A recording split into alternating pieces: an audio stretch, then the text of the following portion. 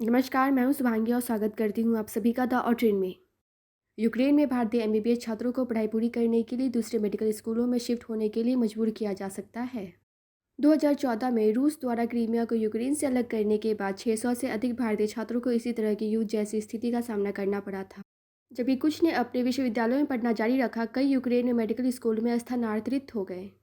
Ukraine के विश्वविद्यालयों में भारतीय छात्र, जिनकी संख्या लगभग 20,000 है, उग्र युद्ध के बीच अनिश्चित भविष्य की ओर देख रहे हैं, जबकि निकासी दुनिया भर की सरकारों के लिए एक सर्वोपरि चिंता का विषय है।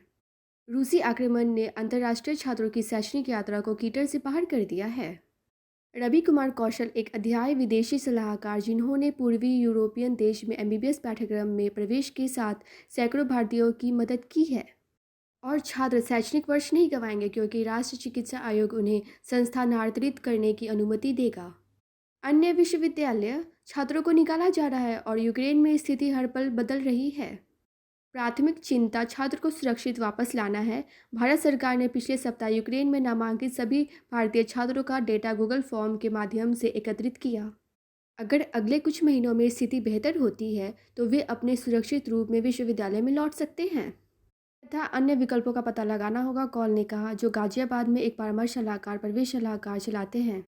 कॉल ने कहा कि या यूक्रेन विश्वविद्यालयों के छात्रों को या तो देश के अन्य विश्वविद्यालयों में या किसी अन्य देश के विश्वविद्यालयों में स्थानांतरित किया जा सकता है।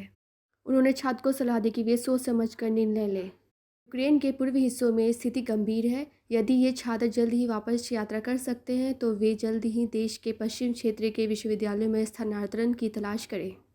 कोई भी सरकारी विश्वविद्यालय इन छात्रों को आत्मसात करने के लिए तैयार होगा, लेकिन उन्हें सावधान रहना होगा, क्योंकि निजी विश्वविद्यालय उन्हें प्राप्त करना चाहेंगे।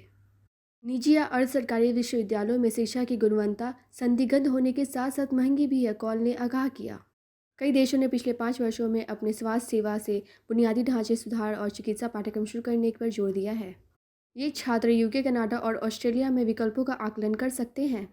हालांकि ये विकल्प यूक्रेन के अध्ययन करने की तुलना में थोड़े अधिक महंगे हो सकते हैं, लेकिन अध्ययन के बाद के अवसरों के संदर्भ में ये निवेश पर शानदार रिटर्न देंगे। फरवरी और मार्च 2014 में रूस ने यूक्रेन से क्रीमिया प्रायद्वीप पर आक्रमण किया और कब्जा कर लिया। उस समय प्रीमियम स्टेट मेडिकल यूनिवर्सिटी और क्रीमिया स्टेट मेडिकल यूनिवर्सिटी जैसे क्रीमिया विश्वविद्यालयों में नामांकित 600 से अधिक भारतीय एमबीबीएस छात्रों को इस तरह की परिस्थितियों का सामना करना पड़ा था। कॉल ने कहा, 2014 में कुछ छात्रों ने तबादलों को चुना और अन्य ने वहीं रहने का फैसला किया जहां वे थे। भारतीय दूतावास ने विलियर्स से प्रभावित क्षेत्रों में विश्वविद्यालयों में नामांकित छात्रों के संस्थानांतरण की सुविधा प्रदान की थी। धन्यवाद और बने रहिए हमारे साथ द ऑट्रिन में।